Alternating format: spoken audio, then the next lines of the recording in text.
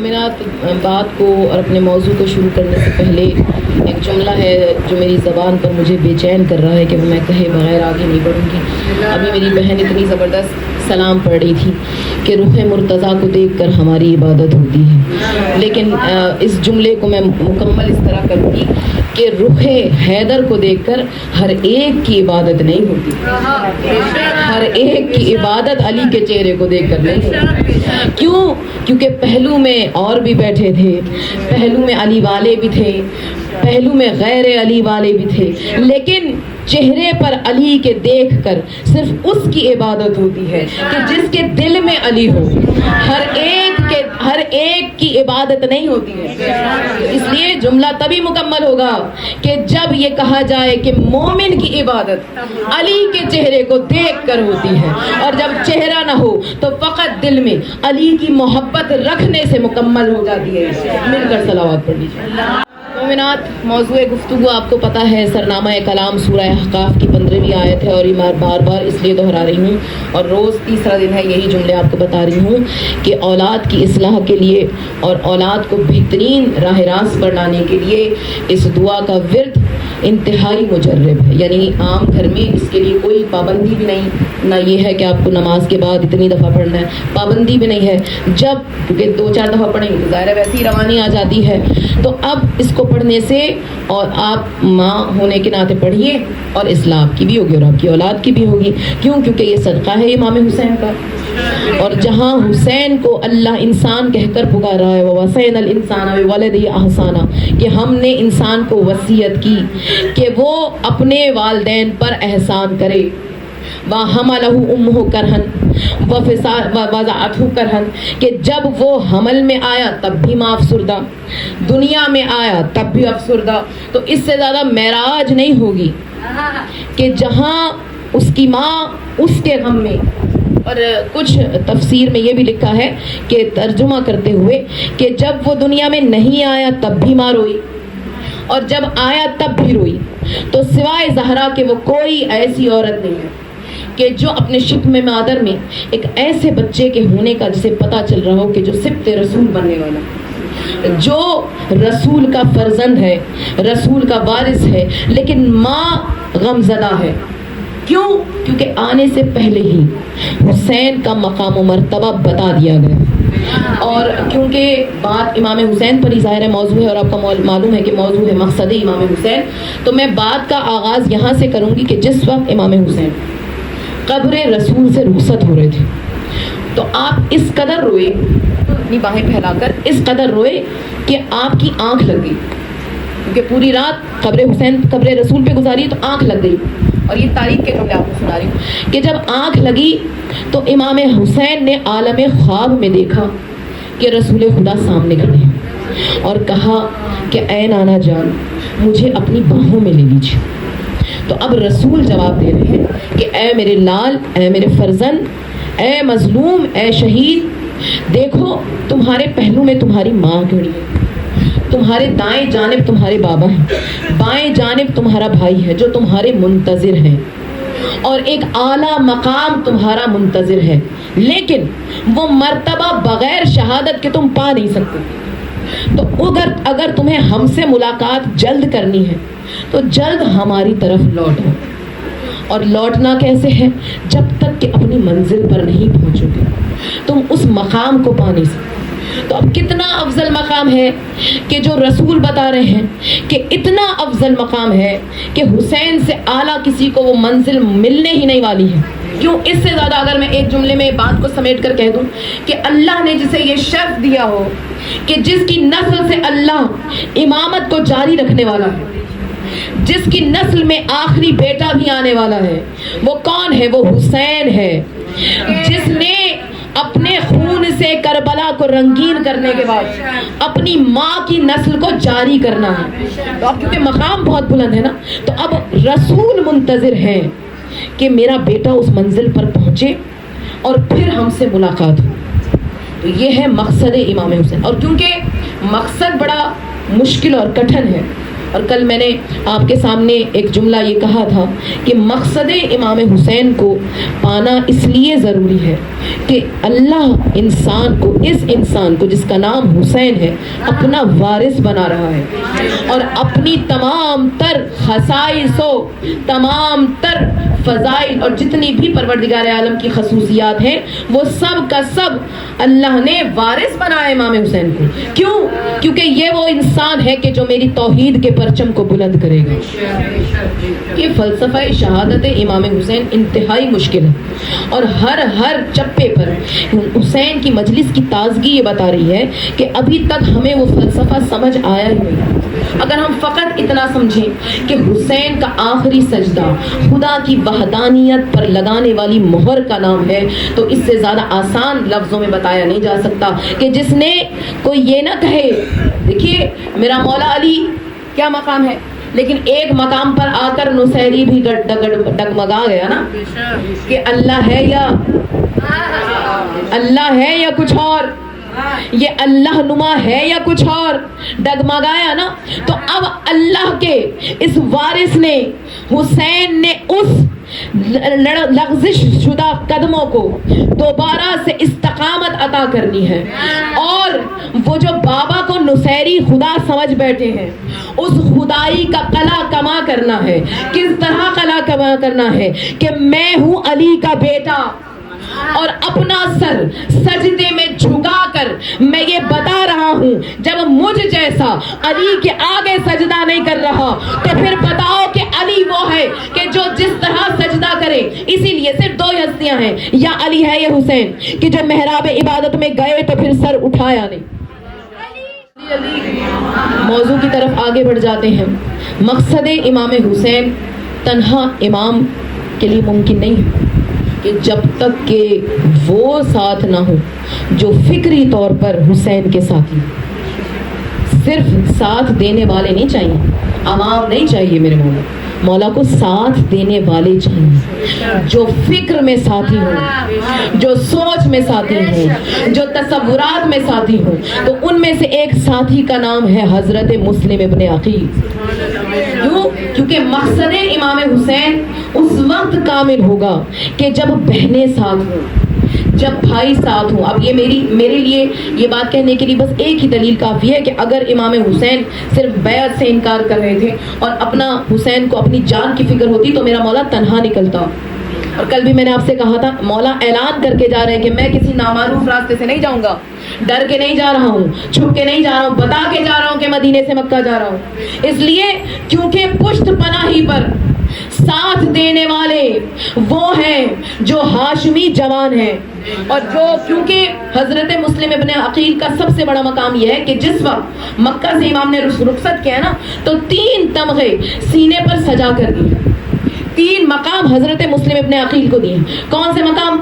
پہلا ہے مقام سفارت، دوسرا ہے اپنا وکیل بنا کر بھیج رہے ہیں۔ تو اب کتنے بڑے مرحلے ہیں کہ وکالت بھی دے رہے ہیں، سفارت بھی دے رہے ہیں، اپنی نیابت بھی دے رہے ہیں۔ 3 عہدے دینے کے بعد جناب مسلم ابن عقیل کو روانہ کیا ہے۔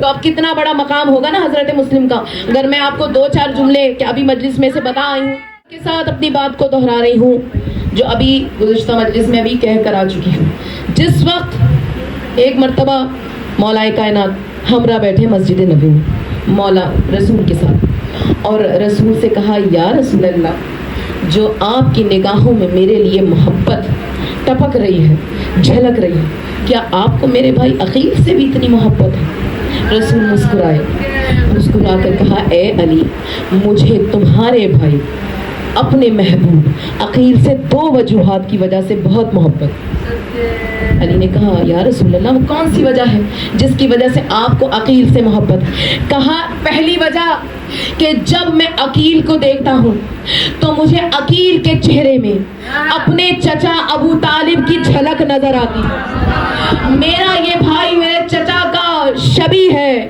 شبیہ چہرہ ہوں بہو حضرت ابو طالب کے جیسا ہے، اس لیے جب بھی میں عقیل کو دیکھتا ہوں مجھے محسن اسلام ابو طالب یاد آتا ہے۔ کہا یا علی یا علی نے میرے مولا نے پوچھا کہ یا رسول اللہ دوسری وجہ؟ کہا دوسری وجہ یہ ہے کہ اللہ عقیل کو ایک ایسا بیٹا دے گا. دیکھیں ایک بتا دیا ماضی محبت کے لیے، ایک ماضی بتا دیا، ایک مستقبل بتا دیا. ماضی کی وجہ سے بھی محبت، مستقبل کی وجہ سے بھی محبت. کہا اے علی اللہ عقیل کو وہ فرزند دے گا کہ جو میرے لال پر سب سے پہلے قربان ہونے والا ہوگا. اس لیے میری محبت کی دوہری وجہ ہے عقیل سے. تو اب مقام حضرت عقیل سمجھ آیا. اور آپ کو معلوم ہے کہ جب حضرت مسلم پیدا ہوئے، اور یہ کب پیدا ہوئے ہیں یہ بھی میں ذرا آپ کو بتاؤں کہ مولائے کائنات کی عقد کے کچھ روز کے بعد پیدا ہوئے. کیا مبارک ساعتیں ہوئی کہ جہاں ادھر زہرا کی شادی ہوئی اور ادھر نور حضرت مسلم ظاہر، اور حضرت مسلم یعنی مولا کی شادی کے کچھ وقت کے بعد اس دنیا میں تشریف لائے، یعنی عمر میں امام حسن سے بڑے ہیں اور امام حسین سے بھی کچھ عمر میں بڑے ہیں. بہرحال کہنے کا مقصد یہ کہ جیسے ہی حضرت مسلم پیدا ہوئے، گود میں لے کے حضرت عقیل رسول اللہ کی خدمت میں حاضر ہوئے. میں کہتی ہوں خوش نصیب ہے مسلم کہ جو آغوش اللہ نے حسن اور حسین کے لیے بنائی ہے. اس آغوش میں حسنین سے پہلے مسلم کو رسول گود میں لے رہے ہیں. تو مسلم کو گود میں لیا. اور عجیب جملے، یہ تاریخ کے جملے میں آپ کو سنا رہی ہوں. جناب عقیل نے آغوش میں رسول کی دے کر کہا کہ یا رسول اللہ ہمارے خانوادے میں ایک اور مسلم آ گیا ہے. یہاں مسلم سے مراد وہ جو سر تسلیم خم کرنے والا ہے، جو مسلمان ہے. تو رسول نے جواب میں کہا بے شک اور لا ریب یہ وہ بچہ ہے جو اصلی مسلم ہے، جو پیدائشی مسلم ہے، جو آیا ہی مسلم ہے، جو نطفہ ہے مسلمان کا. تو اب جب کہا نا اس کے بعد گود میں اٹھا کر دیکھیے رسول نے جس کو نام دیے ہیں نا وہ ایسے نہیں دیے کہ بھئی یہ پسند ہے اس لیے رکھ لو. ادھر نگاہیں گئیں اور ادھر جنبش ہوئی لبوں کو جنبش تبھی تو دیں گے کہ جب اذن الہی ہوگا. ہاتھوں میں گود میں لے کر کہا کہ اے عقیل اس کا نام اذن الہی سے ہم نے مسلم ہی رکھا ہے، اور یہ دنیاوی اعتبار سے نہیں رکھا بلکہ ہم نے معنوی اعتبار سے رکھا ہے. ہم نے اس کی فطرت کو دیکھ کر رکھا ہے، ہم نے اس کے مزاج کو رکھ کر دیکھا ہے. کیوں؟ کیونکہ یہ وہ میرا لال ہوگا کہ جو حسین کے آگے سر تسلیم خم اس طرح کرے گا کہ اگر پہلو میں شمشیر بے نیام ہو تب بھی حسین کی اجازت کے بغیر اپنے ہاتھ کو جنبش نہیں دے گا. یہ ہے مسلم. اور بتا دوں آپ کو فضائل حضرت مسلم کے کہ مثل حیدر کرام خاندان علی میں 4 ہیں جو شبیہ شجاعت علی ہے. یعنی جس میں علی کی شجاعت نظر آتی ہے نا وہ 4 ہیں جنہیں وراثت میں علی سے شجاعت ملی. کون؟ سب سے پہلے محمد حنفی. دیکھیں اب آپ مجھے کہیں کہ حسن اور حسین کیوں نہیں؟ بھائی وہ تو وراثت محمد کے لیے رہے. میں آپ سے کہا وارث ہے حسین، محمد کا وارث ہے، تمام تر نبوتوں کا وارث ہے. یہاں میں بات علی کی شجاعت کی وراثت کی کر رہی ہوں، میں ابو طالب کی وراثت کی بات کر رہی ہوں. تو اب خون ابو طالب کا علی کے بعد جو شجاعتوں کے وارث ہیں، یوں تو پورا خاندان ہی شجاع ہے، لیکن وہ جن کی چال ڈھال میں، جن کے اٹھنے بیٹھنے میں، جن کی شمشیر زنی میں علی کا عکس نظر آتا ہے، کل 4 ہیں. پہلے محمد حنفیہ، دوسرے ہیں حضرت مسلم ابن عقیل، تیسرے ہیں عباس قمر بن ہاشم، اور چوتھے ہیں سید سجاد. 4 ہستیاں کہ جو شجاعت میں مثل حیدر کرار ہیں. فرق کیا ہے؟ ہاتھ میں ذوالفقار ہے.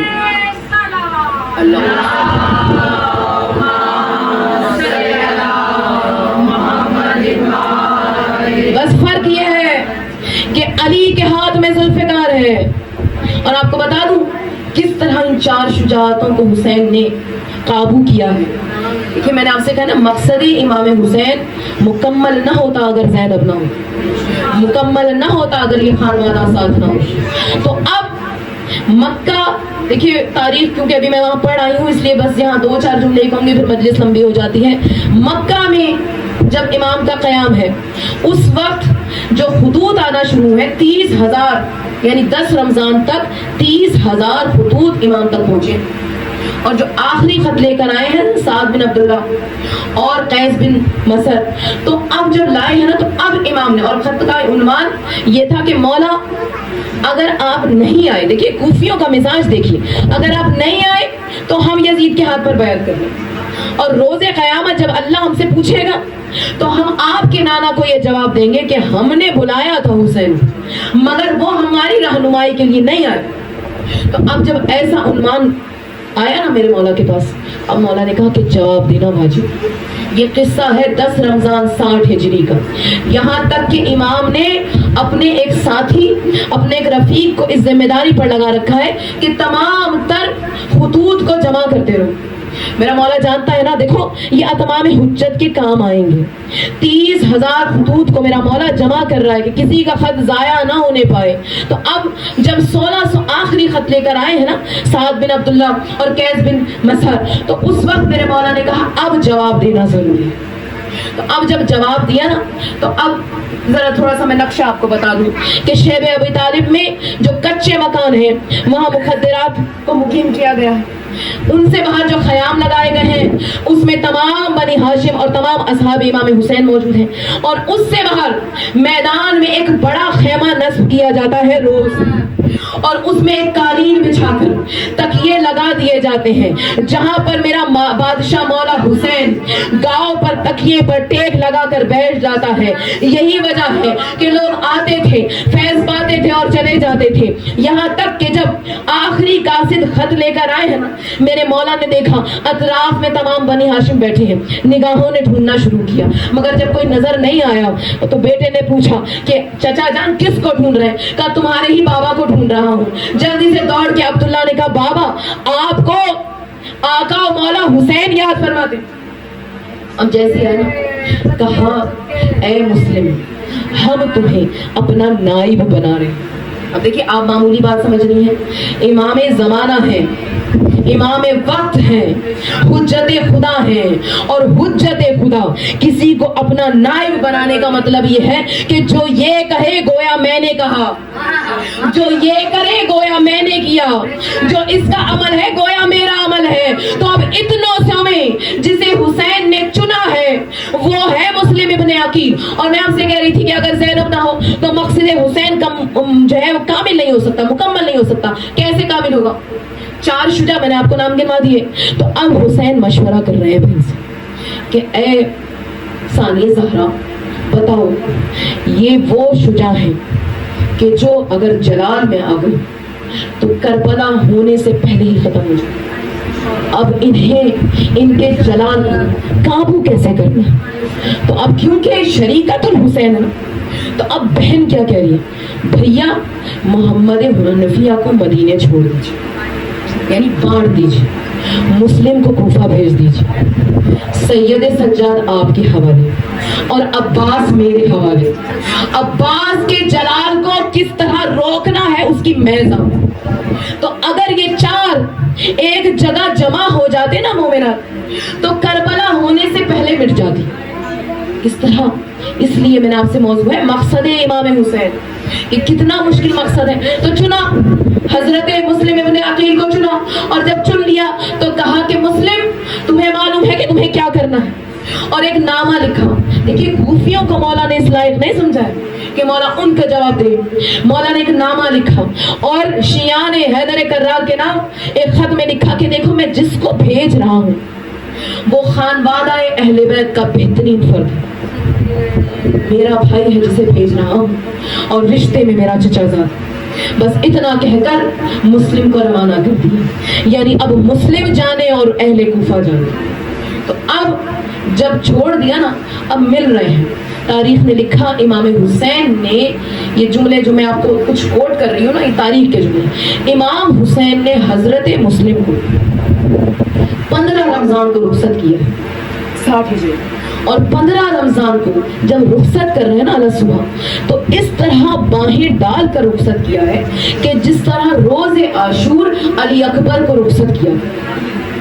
चेहरा देखते जा रहे हैं, सफेद रेश पर हाथ फेरते जा रहे हैं और कहते जा रहे हैं, ऐ मुस्लिम तुम्हें मालूम है ना कि हम दोनों की मंजिल एक है, बस फर्क ये है कि तुम पहले पहुंच जाओगे, हम अपनी मंजिल पे बाद में पहुंचेंगे। तो अब तैयारी हो गई है, मुखद्दरात को मालूम है, बीवियां रुखसत कर रही हैं। जब रुखसत कर चुकी ना मोमिनात के, देखिए मसाइब समझ लीजिए या फजाइल समझ लीजिए, मुझे नहीं मालूम है, मगर मैं आपको तारीफ सुना रही हूँ। अब जब चलने लगे ना तो अपनी बेटियों से भी रुखसत हुई। मुस्लिम को बता चुके हैं कि क्या होने वाला है, मुस्लिम अपनी बेटियों से इस तरह रुखसत हो रहे हैं। अगर मैं ये जुमला कह दूं कि जिस तरह हुसैन रज़े आशूर सकीना से जुदा हुए थे, इसी तरह हाथ सिर पर रखकर मुस्लिम बेटियों से जुदा हो रहे हैं, बेटियों से जुदा हो गए। रुकैया को खुदा हाफिज कह दिया, इतने में पीछे से पुष्ट पर दो छोटे छोटे हाथ महसूस हुए। मुस्लिम ने मुड़कर देखा, क्या देखा? दो नन्हे शहजादे अपनी अवाम को थामे हुए मुस्लिम के करीब आए और मुस्लिम की बाहों में गले डालकर एक ने दाएं रुखसार पर प्यार किया, एक ने बाएं रुखसार पर प्यार किया और कहा कि बाबा जान ऐसा नहीं हो सकता कि हम भी आपके हमरा चले। तो देखो, आका की मर्जी के बगैर हम कुछ नहीं कर सकते। अगर आका से इजाजत मिल गई तो तुम्हें ले जाऊंगा, ना मिली तो तुम अपनी मादर गरामी के पास रहना। कहा बाबा जान कैसे इजाजत मिले? कहा अच्छा ऐसा करो, जिस वक्त मौला आराम के लिए अपने हरम में आए उस वक्त अपनी अम्मा का हाथ थाम कर तुम ले जाना। अगर तुम्हारी माँ ने सिफारिश कर दी और आका मान गए तो साथ ले जाओ। रात हुई, 14 रमजान की रात हुई। हुसैन के खेमे में एक बहन बड़ी उम्मीद के साथ आई है। इमाम ने बच्चों के चेहरों पर निगाहें की, मासूम चेहरों पर उम्मीद है, आंखों में सवाल है। कहा ऐ मेरी लाडली बहन किस लिए आई हो? कहा भैया मैं अपने बेटों को क्या इनके बाबा के हमरा भेज सकती हूँ? दोनों शहजादों ने हुसैन के कदमों पे हाथ रखकर कहा मामू इजाजत देंगे?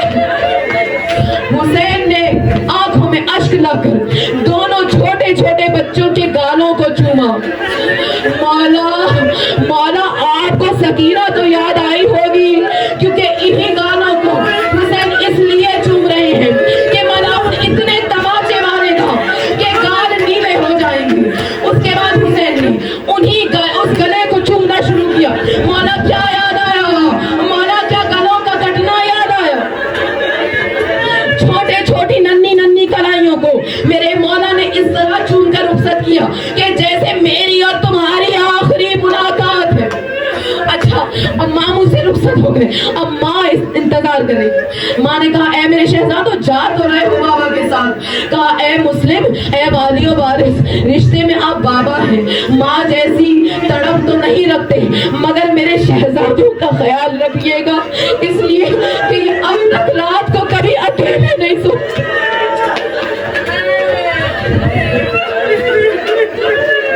अकेले कभी नहीं सोए। उसके बाद शहजादी ने कहा कि ऐ वालियो वारिस, इजाजत हो तो अपने बच्चों से रुखसत हो जाओ, अज़ादार हो।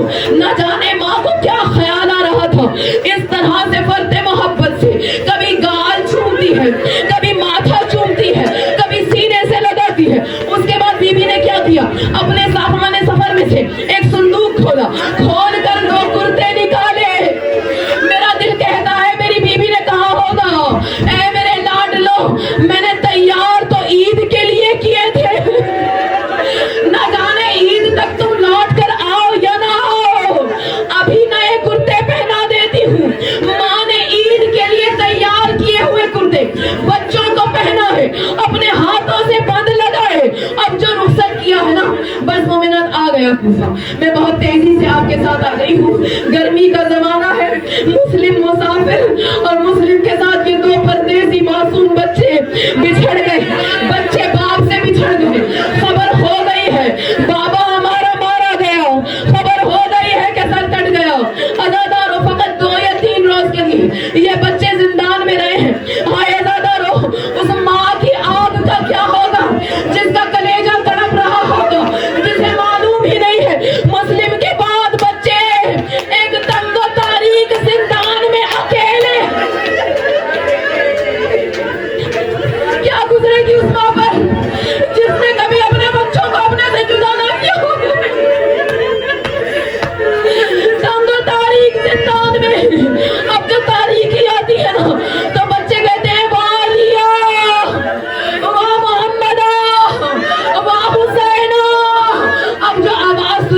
सामने अली वाला था। दरबान ने दरवाजा खोला, कहा बच्चों निकल जाओ, लेकिन देखो अंधेरे में निकल रहे हो ना, देखो मैं तुम्हें राह कूफा का रास्ता बता देता हूँ, बाहर शहर से निकल जाना, शहर में मत आना। मुझे ईमान से बताओ 9 साल और 7 साल का बच्चा हो, ना शहर अपना, ना गली अपनी, ना लोग अपने, ना जबान अपनी, बाहर जाने की बजाय बच्चे फिर दोबारा शहर में।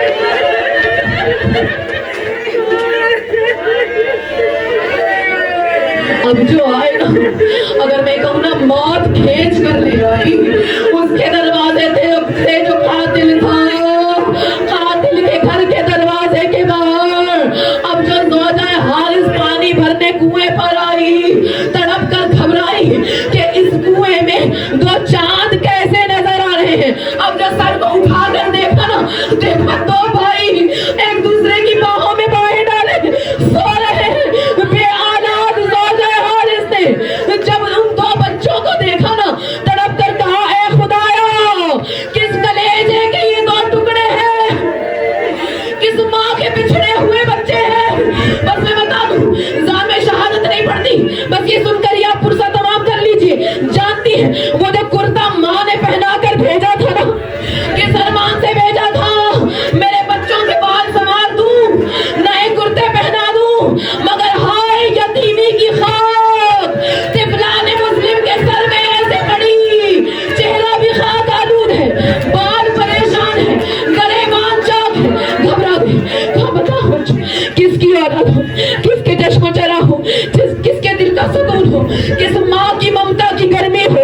रोकर कहा हम मुस्लिम के यतीम हैं। अब जब मुस्लिम का नाम आया, ज़ौजा ने कहा कि आओ मेरे घर में आ जाओ। अज़ादारों बे औलाद है लेकिन ममता तो रखती है ना। जानते हैं आप, ज़ौजा हारिस ने इन बच्चों के कपड़े तब्दील करवा, इनका चेहरा साफ किया, गेसू जो परेशान थे संवार दिए। अब जो बंद बांधे ना, छोटा बच्चा रोने लगा। अब जो इब्राहिम रोया ना, ज़ौजा ने तड़प कर पूछा ऐ बच्चे रो क्यों रहे हो, मैं तो तुम्हें निवाले बना कर खिला रही हूँ। कहा ऐ मोमिना, आखिरी मर्तबा जो अपनी माँ से जुदा हुए थे, हमारी माँ ने हमें जाते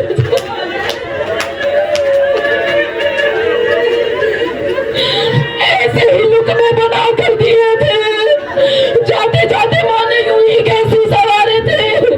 बस अज़ादारों तड़प के बाहें फैला कर ज़ौजा हारिस ने बच्चों को प्यार किया। कहा देखो मेरा शौहर बड़ा जालिम है, तहखाने में छुप जाओ, मगर हाय अजल ना साथ छोड़ने वाली थी ना छोड़ो। ख्वाब में देखा मुस्लिम आए हैं, बाहें फैलाए खड़े हैं, मासूम बच्चों ने रोना शुरू किया। हारिस को आवाज गई। अब जो गया ना, हारिस जल्दी जल्दी बता रही हूँ, हारिस ने मोमिनात ये जुमला मेरे दिल पे बड़ा तीर की तरह लगता है। हारिस तहखाने से बच्चों को बाहों से पकड़ कर नहीं लाया, मिसले सकीना, मिसले शेर, हारिस ने बच्चों की जुल्फों में हाथ डाला, घसीटता हुआ घर से बाहर वाला मंजिल पर लाओ। अब जो लाया ना, ज़ौजा कहती बस मोमिनात मजलिस तमाम हो गई। चमकता हुआ खंजर, दरिया का किनारा, ज़हरा का खुला सर, सामने 2 बच्चे। बस एक जुमला और बात तमाम कर दूं ताकि आपको पता चल जाए कितने कम से बच्चे हैं। मलाम ने देखा इन बच्चों के बदन पर मेरे कीमती पोशाक है, कहा कि पोशाक उतारो ताकि मैं तुम्हारे ये पोशाक बाजार में फरोख्त कर सकूं। बस अज़ादारों बड़े भाई ने पोशाक उतारी। अब तो छोटा भाई था वो रोने लगा।